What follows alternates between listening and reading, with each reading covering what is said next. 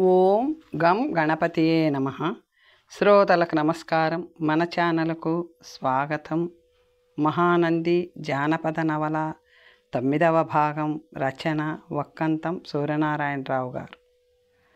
గుర్రం మీద తన ముందు బోర్లా పడుకోబెట్టబడిన శరీరం మీద రౌతు చేతులు వాలాయి. కుడి ఎడమలకు జారి పడిపోకుండా ఆ శరీరాన్ని సర్దాయి. నల్లటి వస్త్రం కప్పబడిన శరీరం అతని తను చేతులకి మెత్తగా వెచ్చగా తగులుతుంది. మెత్తటి వెచ్చటి శరీరాన్ని, అందం రాసిపోసినట్టున్న శరీరాన్ని మధ్యాహ్నం నుంచి చీకటి పడేదాకా చూస్తూనే ఉన్నాడు తను. ఆ శరీరం మెత్తదనంతో, ఎత్తు పల్లాలతో తనకు పని లేదు. స్త్రీ శరీరంతో తనకి కొండంత అనుభవం ఉంది. అందం కేవలం కంటికి మాత్రమే పరిమితం. అనుభవానికి అంది వచ్చిన ఆడదాని శరీర సౌందర్యమే తనకు నచ్చే, తాను మెచ్చే అందం. విస్తరి నిండా వడ్డించిన పదార్థాలను చూస్తూ మనిషి కంటితో కడుపు నింపుకోలేడు. అందుకోవాలి, ఆరగించాలి, అనుభవించాలి. చాలా చాలా విస్తర్లలో వడ్డించిన పదార్థాలను తను ఆరగించాడు, అనుభవించాడు. ఇప్పుడు తన ముందు గుర్రం మీద అచేతనంగా పడి ఉన్న మెత్తటి శరీరం తనకి అవసరం లేదు. ఆ మెత్తటి ఒంటిని అంటిపెట్టుకున్న గరుకైన ఆభరణాలతోనే తనకు పని. తనది ప్రస్తుతం అందాల కోసం ఆకలి కాదు, ఆభరణాల కోసం. ఆకలి ముందున్న శరీరాన్ని మరొకసారి మొరటుగా గుర్రం మీద సర్ది గుర్రాన్ని వేగంగా పోనిచ్చాడతను. మెలకలు తిరుగుతున్న దారిలో గుర్రం వేగంగా పరిగెడుతుంది. అతను చిన్నగా నవ్వుకున్నాడు. క్షణికానందాన్ని ఇచ్చే స్త్రీ శరీరంతో తనకు అవసరం లేదు. తనకు కావలసినవి, అత్యవసరంగా కావలసినవి వగలు కాదు, నగలు.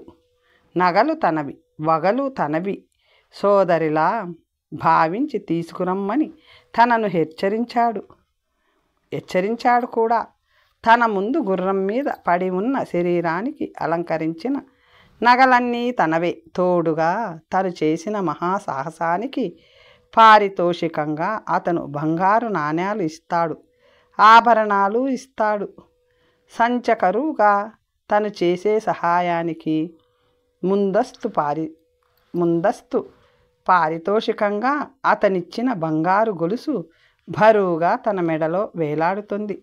తను ఒక అమూల్యమైన బొమ్మను విక్రయించబోతున్నాడు. అది సామాన్యమైన బొమ్మ కాదు, అందాల బొమ్మ, పంచప్రాణాలతో అలరారుతున్న బొమ్మ, అంతఃపురంలో ఉన్న అందాల బొమ్మ, అంతఃపురంలో ఉండాల్సిన బొమ్మ, అంతఃపురంలో ఉండబోయే బొమ్మ. ఆ బొమ్మను తెచ్చి ఇస్తే 1,00,000 నాణ్యాలు ఇస్తానన్నాడు ఆ యువకుడు. తన తాతలు, తండ్రులు ఈ తరంలో వంశానికి ఏకైక వారసుడైన తనకు కటిక పేదరికాన్ని ఆస్తిగా అందించారు. కాకపోతే బుర్రను కత్తిలా ఉపయోగించి అనుకున్నదంతా ఆశించినంత ఆర్జించుకునేందుకు దారి చూపారు. ఆ దారిలో ఏమిటో, ఆ దారి ఏమిటో, ఎక్కడుందో, ఎలా ఉందో, ఎలా వెళ్ళాలో తరం తరువాతి తరానికి తెలుస్తూ వచ్చింది. 100 ఏళ్ల క్రితం తన ముత్తాత తన పెద్ద కొడుక్కి, ఆయన తన పెద్ద కొడుక్కి, ఆయన తన జ్యేష్ఠపుత్రుడికి, ఆ విధంగా తన ముత్తాత గారు తన తాతగారికి, ఆయన తన తండ్రి గారు తనకు ఆ దారి చూపించారు. ఆ దారి సాహసం చేయగలిగితే సంపదను అందించే మార్గం. అది సొరంగ మార్గం, అతి రహస్యమైన సొరంగ మార్గం. తరతరాలుగా తన వంశం నివసించిన ఇంటి నేలమాలిగలో నుంచి కామరూప గర్భాలయంలోకి, చిన్నగా అమ్మవారి విగ్రహం క్రింద ఉన్న చిన్న అరలోకి చేర్చే సొరంగ మార్గం.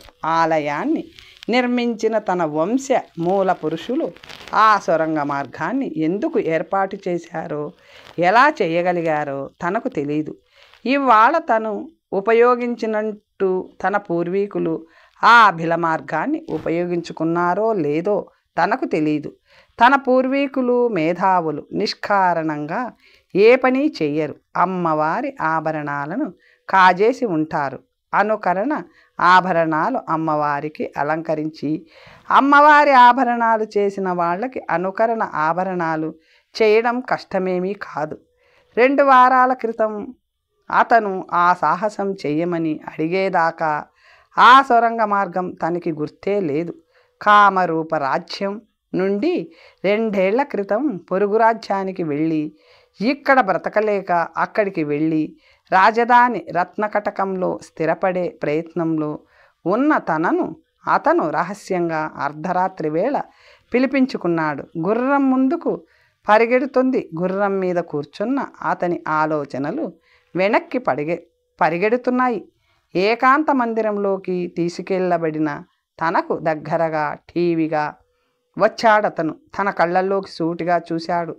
అతని మెల్లకన్ను ఒక పక్కకి చూస్తుంది. సుకర్మ, నీ కులగోత్రాలు, నీ వృత్తి, నీ తత్వము, నీ జాతకము పూర్తిగా మాకు తెలుసు. కామరూప నగరం నుండి మా రత్నకటకానికి వలస వచ్చిన నువ్వు చేయదగిన పని ఒకటి ఉంది. పనికి పారితోషికంగా 1,00,000 బంగారు నాణేలు లభిస్తాయి. నీకు మా రాజధానిలో శాశ్వత నివాసానికి భవనం, భవిష్యత్తులో తగిన పదవి లభిస్తాయి. తమకు నేను చేయగలిగిన సేవ ఏమిటో సెలవియ్యండి అన్నాను. ఆ కార్యం కామరూప రాజ్య రాజధానిలో సాధించబడాలి. అందుకే అక్కడ పుట్టి పెరిగిన నిన్ను ఎన్నిక చేశాం. ఇది అతి రహస్యం. వెల్లడైతే అతి ప్రమాదకరం. విను అన్నాడతను కొరకొరా చూస్తూ. తను తల పంకించాడు. నువ్వు కామరూప రాజకుమారి లాలసను అపహరించి మాకు అప్పగించాలి. 2 వారాలలో ఆమె స్వయంవరం ఉంది. అది జరిగేలోగా ఆమె మాకు అందాలి అన్నాడు అతను. కళింగ యువరాజు కళింగరత్న రాకుమారిన అపహరించాలా? నివ్వరపాటుతో అడిగాడతను. అవును, అంతఃపురంలో ఉన్న సమయంలో సాధ్యం కాకపోవచ్చు. చెలికత్తెలతో ఏ ఉద్యానవనానికో జలక్రీడలకో ఆలయానికో వచ్చినప్పుడు ప్రయత్నించి విజయం సాధించవచ్చు. ఆలోచించు. రేపు ఉదయం నీ నిర్ణయం తెలియజేయి.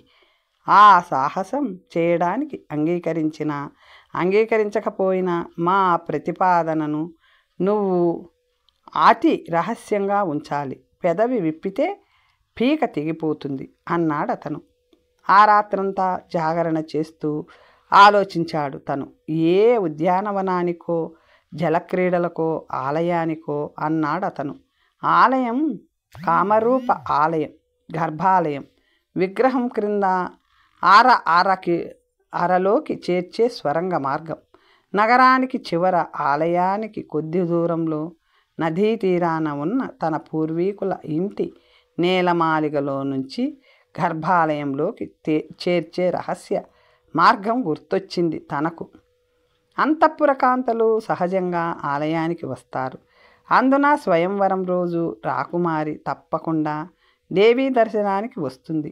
ఆలయానికి వచ్చిన ప్రతిసారి గర్భాలయం ముందు ఏకాంతంలో రాకుమారి ధ్యానం చేస్తుంది.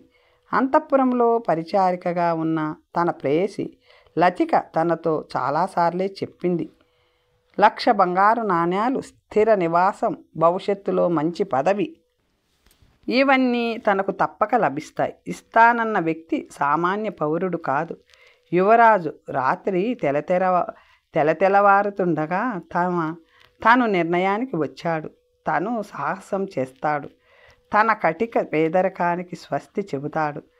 ఒక రాజకుమారిని ఒక రాజకుమారుడికి అప్పగించడం నేరమేమీ కాదు. కామరూప యువరాణి కళింగ యువరాజు ధర్మపత్ని అవుతుంది. అంతే. ఇకపోతే కళింగ యువరాజు కళింగవర్మ అంత అందంగా లేడు. కొంత వికారంగా ఉన్నాడు. మెల్లకన్ను, గొగ్గిలి పళ్ళు. అంతే. ఐశ్వర్యం ముందు అందం ఎంత? నిజానికి సంపదను మించిన సౌందర్యం ఏముంది? పెళ్లి చేసుకొని తను స్థిరపడవచ్చు. ఎవరో అనాకారి అయిన ఐశ్వర్యవంతురాల్ని మరునాటి ఉదయం తన నిర్ణయం చెప్పగానే కళింగరత్న మెడలోని బరువైన బంగారు గొలుసును తీసి తన మెడలో వేశాడు. స్వయంవరం నాడే రాకుమారిని అపహరించే పథకం వివరించగానే తనను ఆకాశానికి ఎత్తేశాడు. విజయవంతంగా తిరిగి వచ్చేసరికి రాజవీధిలో విశాలమైన భవనం తన కోసం ఎదురుచూస్తూ ఉంటుందన్నాడు. 1,00,000 బంగారు నాణేలు, విశాల భవనం, రాకుమారి ఆభరణాలు. అవును, అపహరణ సమయంలో యువరాణి ధరించిన ఆభరణాలన్నింటినీ తననే తీసుకోమన్నాడు. ఇంకా కొన్ని గంటలలో సూర్యోదయానికి ముందే తను కామరూప పొలిమేర దాటి కళింగ రాజ్యంలోకి ప్రవేశిస్తాడు. అక్కడ యువరాజు కళింగరత్న యువరాణిని స్వీకరించడానికి రథంతో సిద్ధంగా ఉంటాడు. సుకర్మకి తన సాహస కార్యం గుర్తొస్తుంది. రహస్య మార్గం గుండా రాకుమారుని అపహరించి తెచ్చిన ప్రధాన మార్గం గుండా కాకుండా వంకర టింకరగా చుట్టూ తిరిగి వెళ్తున్న రహస్య మార్గం గుండా ప్రయాణం చేస్తున్నాడు. రహస్య మార్గం సుకర్మకు పాడుబడిన తమ ఇంటి నేలమాలిగలో నుంచి ఆలయంలోని నేలమాలిగలాంటి చిన్న అరలోనికి వెళ్ళే రహస్య భిలమార్గం గుర్తొచ్చింది. నేలమాలిగలో ఒక మూల నిరుపయోగంగా తుప్పుపట్టి పడి ఉన్న కొయ్యలను ఇనుప సామాన్లను తొలగించాక 2 అడుగుల పొడవు అంతే వెడల్పు ఉన్న ఇనుప రేకు కనిపించింది అతనికి. దానికి కొక్కెం ఉంది. బాల్యంలో ఎప్పుడో ఒకసారి తన తండ్రి తనకు చూపించాడు. కొక్కెం పట్టుకొని దళసరి ఇనుపరేకును పైకి లాగాడు. తను కిందకి కటిక చీకటి. సుమారు 4 అడుగుల క్రింద నేల మసకగా అనిపిస్తుంది. కింద నేల మసకగా అగుపిస్తుంది. రత్నకటక నగరంలో యువరాజు అనుచరుడు సీసం భరిణలో ఇచ్చిన మత్తు మందును జాగ్రత్తగా రొడ్డిన దోపుకొని నేలమాలిగలోకి జారాడు. తను చీకటి ఏదో వాసన చుట్టుముట్టేశాయి. కాసేపటి కళ్ళు చీకటికి అలవాటు పడ్డాయి. సాలెగూళ్లను చీల్చుకుంటూ బిలమార్గంలో ప్రయాణం సాగించాడు.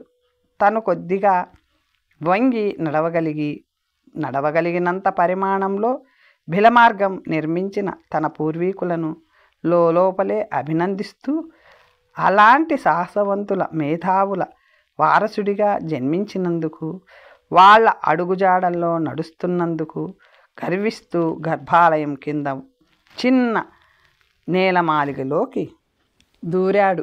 ఊపిరితిత్తుల నిండా గాలి పీల్చుకుంటూ కాసేపు నేల మీద కూర్చుండిపోయాడు. అతని జిత్తుల మారి కళ్ళు నేలమాలిగ కప్పుని పరిశీలిస్తున్నాయి. ఇంట్లో ఉన్న నేలమాలిగలో నుంచి గర్భాలయంలో ఉన్న నేలమాలిగలోకి ప్రవేశించి కాసేపు విశ్రాంతి తీసుకుని తిరిగి వెళ్ళిపోవడానికే సొరంగ మార్గాన్ని నిర్మించడానికి తన పూర్వీకులు మూర్ఖులు కారు, పిచ్చివాళ్ళు కారు. ఏదో ఉంది, ఏదో పరమార్థం ఉంది. పైకి చూస్తున్న సుకర్మ కళ్ళు చీకటికి అలవాటు పడిన కళ్ళు మెరిశాయి. నేలమాలిగపై కప్పులా ఉన్న నల్లరాతి మీద నెలవంక ఆకారంలో బాణం గుర్తు ఉంది. మనతో ఏదో సూచించడానికే బాణం గుర్తును ఉపయోగిస్తారు. మన చూపిస్తున్న వైపు ఆ రాతిని తిప్పాలా? సుకర్మ మెల్లగా పైకి లేచాడు. 2 అరచేతుల్ని ఆనించి గుండ్రంగా ఉన్న రాతి పలకని బలంగా త్రిప్పాడు.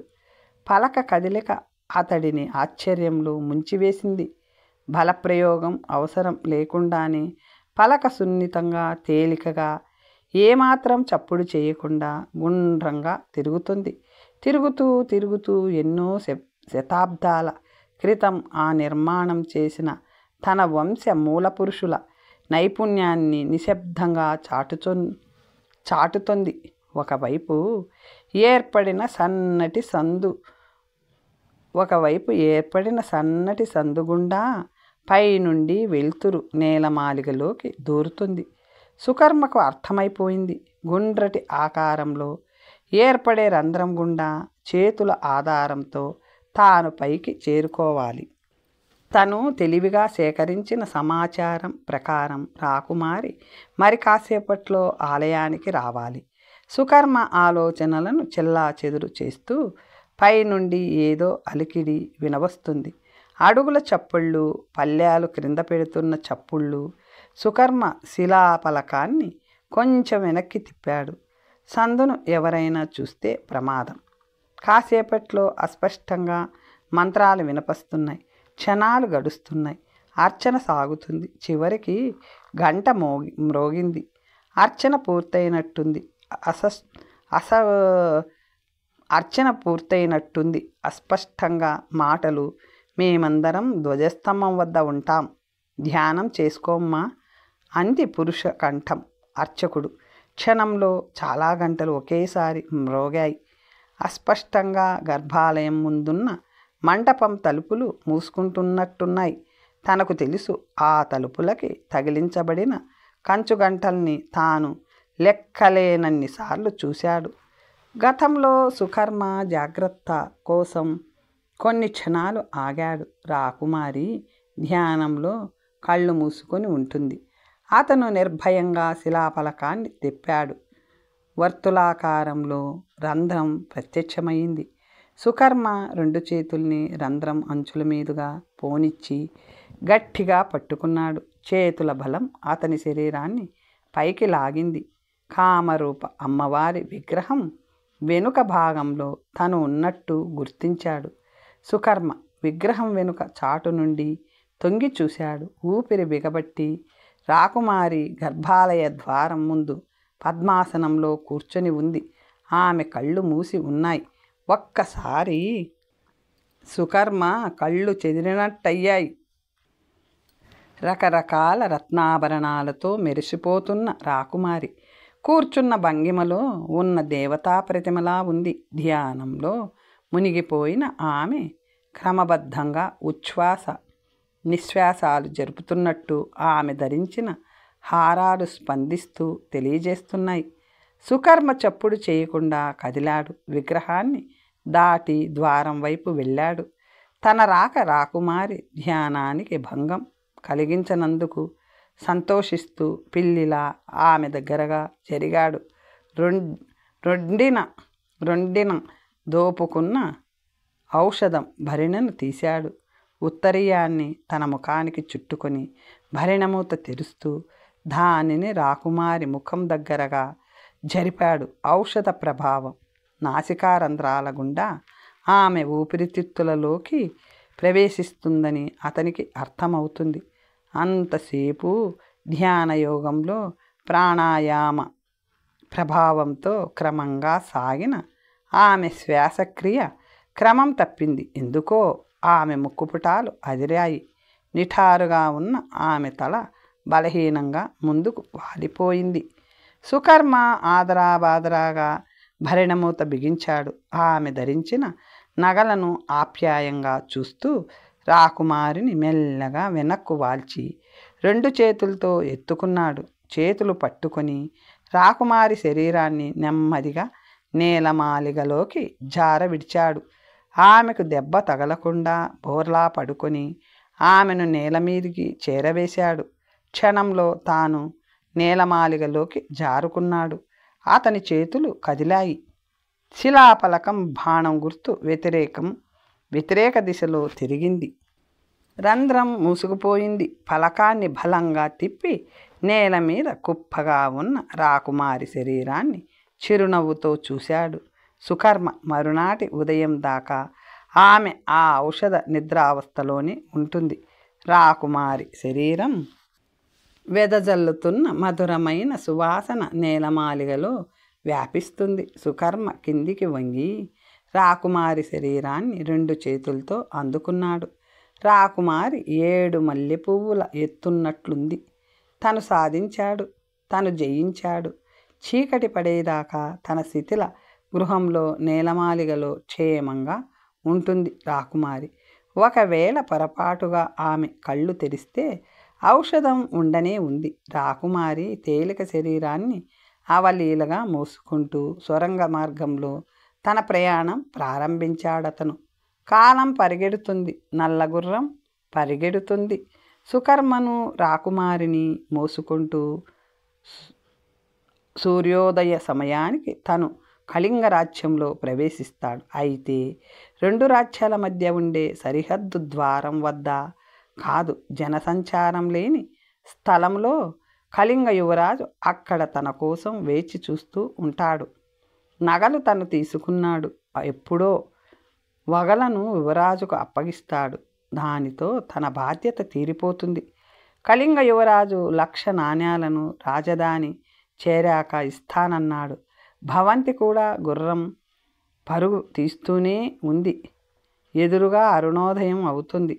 గుబురుగా ఉన్న చెట్లకి అటువైపు చెట్లపై బాగాన తలుక్కుమంటూ కనిపిస్తున్న రథ కలశాన్ని ఉత్సాహంగా చూశాడు సుకర్మ. తను గమ్యం చేరుకున్నాడు. కొద్దిసేపట్లో రాకుమారి బరువు బాధ్యత తీరిపోతాయి. కళింగ యువరాజు కళింగరత్న రథం ఆపుకొని తన కోసం ఎదురు చూస్తూ ఉన్నాడు. ఎవరూ చెప్పకపోయినా తను వినకపోయినా తనకు తెలుసు, రాకుమారి లాలస స్వయంవరం ఆగిపోయి ఉంటుందని. వచ్చిన రాకుమారులు తిరుగుముఖం పట్టి ఉంటారు. వాళ్లతో పాటు కళింగ యువరాజు కూడా సుకర్మ గుర్రాన్ని పొదల మధ్యకు మళ్లించాడు. ఆగి ఉన్న రథం ముందు కళింగ యువరాజు అటూ ఇటూ తిరుగుతున్నాడు. అతని గిరిజాల జుత్తు గాలికి కదులుతుంది. గుర్రం గిట్టల చప్పుడు వినగానే కళింగరత్న ఇటు తిరిగాడు. ఆకారాన్ని చూడగానే సుకర్మ ఆదరా బాదరా గుర్రం దిగాడు. చిరునవ్వు నవ్వుతూ వినయంగా తల వాల్చాడు. యువరాజు గారికి జయం.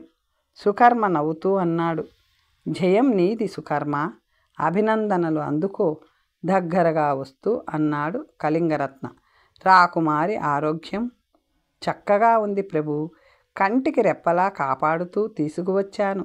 చెల్లిని తల్లిని స్మరించుకుంటూ రాకుమారి గారిని ఈ చేతులతో మోసి తెచ్చాను. చాలా సంతోషం.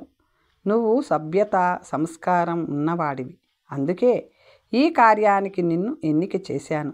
కళింగరత్న అన్నాడు.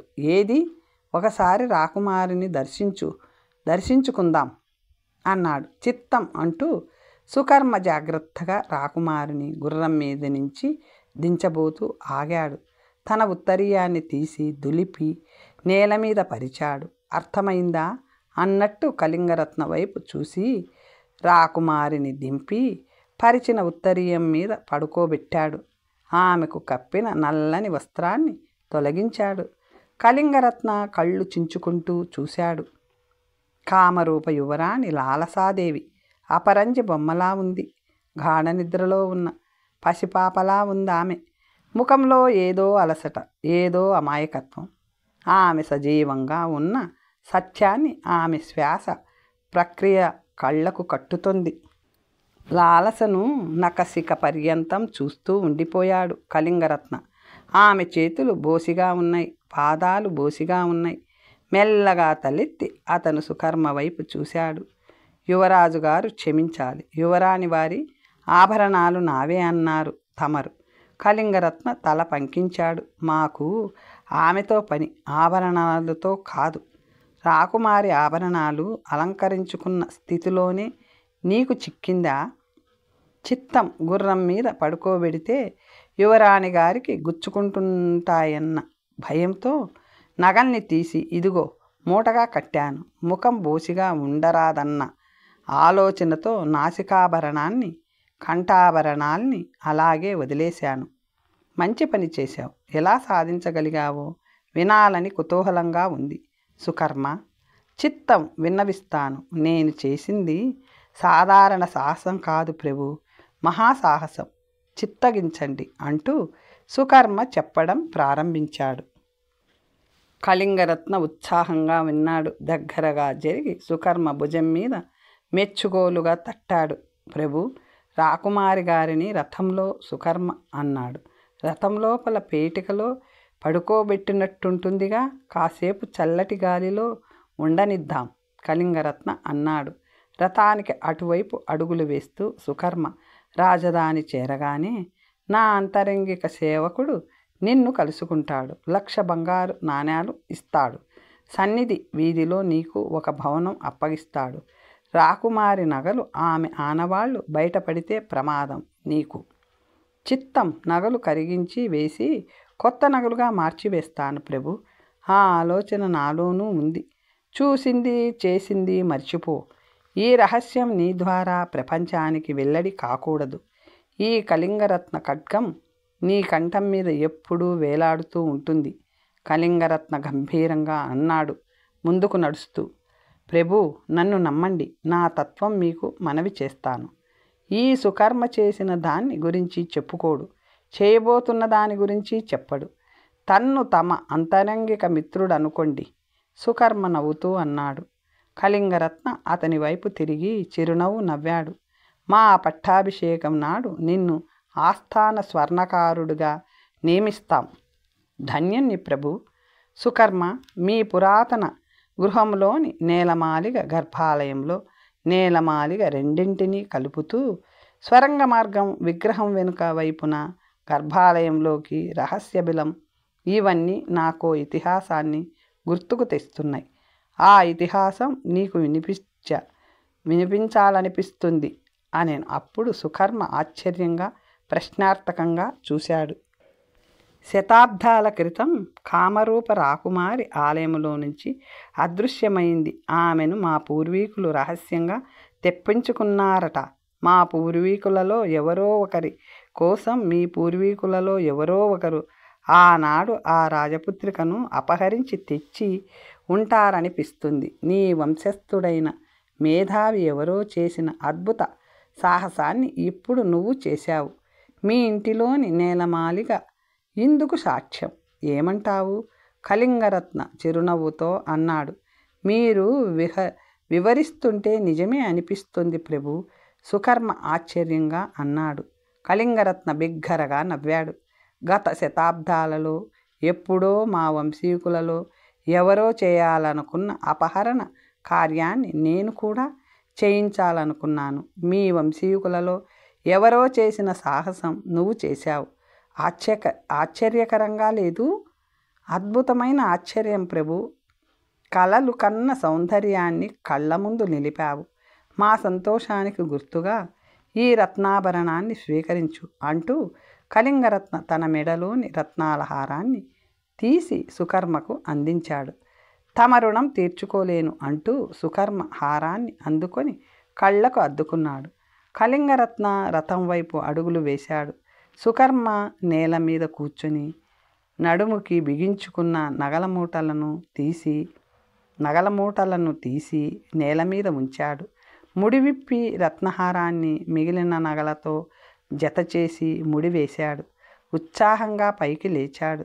రథం వైపు అడుగులు వేసిన కళింగరత్న చప్పుడు చేయకుండా వెనక్కి తిరిగాడు. ఒక్క అడుగులో సుకర్మను సమీపించాడు. అతని ఎడమ చెయ్యి సుకర్మ కంఠాన్ని ఊరితాడులా చుట్టింది. కుడి చెయ్యి ముందుకు దూసుకు వెళ్ళింది. కుడి చేతిలోని బాకు సుకర్మ గుండెల్లో లోతుగా దిగింది. బాకుని మెలిత్రిప్పి సుకర్మ కంఠాన్ని వదిలేశాడు కళింగరత్న. సుకర్మ నేల మీద కూలిపోయి కాళ్ళు చేతులు కదుపుతూ వెళ్ళకిలా తిరిగాడు. అతని గుండెల్లోంచి రక్తం కాలువ కట్టింది. నోట్లో నుంచి సన్నటి గీతలా కిందికి జారుతుంది రక్తం. అతని కళ్ళు ఆశ్చర్యానికి పట్టిన భూతద్దాల్లా ఉన్నాయి. అతని నోట్లో నుంచి గురక చప్పుడు వెలువడింది. నెత్తురు బుడగలుగా వెలికి వచ్చింది. కళింగరత్న బాకు చేసిన లోతైన గాయాన్ని రక్తం మార్గం చేసుకొని సుకర్మ ప్రాణం అతని శరీరంలో నుంచి వెలుపలికి వెళ్ళిపోయింది. కళింగరత్న సుకర్మ శవం ఆధీనంలో ఉన్న ఆభరణాల మూటను ఔషధ భరిణను తీసుకొని రథం వైపు వెళ్ళాడు. ఆ మూటను భరిణను జాగ్రత్తగా రథంలో పెట్టి తిరిగి వచ్చాడు. సుకర్మ చేతిని పట్టుకుని శవాన్ని 20 అడుగుల దూరం లాక్కెళ్ళాడు. లోతులో ఉధృతంగా ప్రవహిస్తున్న నదివైపు చూశాడు. క్రిందికి వంగి సుకర్మ శవాన్ని 2 చేతులతో పైకి లేపాడు. బలంగా నదిలోకి విసిరాడు. సుకర్మ శవం నదిలోపలే మొలిచినట్టున్న రాళ్ల మధ్య నిలకడగా అవిపిస్తున్న నీళ్లలో పడింది. రెప్పపాటులో 2 మొసళ్ళు శవం వైపు దూసుకు వచ్చాయి. కళింగరత్న చూస్తుండగానే స్వచ్ఛంగా ఉన్న నీళ్లు ఎర్రగా మారాయి. సుకర్మ మొసళ్లకు ఆహారంగా మారిపోయాడు. కళింగరత్న తృప్తికరంగా నవ్వుకుంటూ రథం వైపు నడవసాగాడు. సుకర్మ జీవించి ఉండటం తనకు ఎప్పటికైనా ప్రమాదమే. రహస్యంగా నడిచే వ్యక్తి తన అడుగుజాడల్ని రూపుమాపాలి. కళింగరత్న నేల మీద నిస్సహాయంగా పడి ఉన్న లాలసను చూస్తూ నిలుచుండిపోయాడు. తను విన్నట్టే లాలస సౌందర్య రాశి కామరూప నగరానికి వెళ్ళి రాజమందిరంలో మర్యాదలు అందుకొని వచ్చిన తమ ఆస్థాన జ్యోతిష్కుడు తన తల్లిదండ్రుల ముందు లాలస సౌందర్యాన్ని వర్ణిస్తూ ఉంటే తను విన్నాడు. హంస వర్ణించిన దమయంతి సౌందర్యాన్ని ఆలకించిన నలచక్రవర్తి దమయంతిని మోహించిన విధంగా లాలస అందం గురించి ఆలకించి తను ఆమెను మోహించాడు. ఆమెను ఒకసారి స్వయంగా దర్శించాలనుకున్నాడు. సన్యాసి వేషం ధరించి కామరూప ఆలయం ముందు తిష్ట వేశాడు. రాకుమారి లాలస ఆలయానికి వస్తుందన్న ఆశతో ఎన్నాళ్ళైనా సరే అక్కడే గడపాలని నిశ్చయించుకున్నాడు. తర్వాత కథ వచ్చే భాగంలో తెలుసుకుందాం. నమస్తే.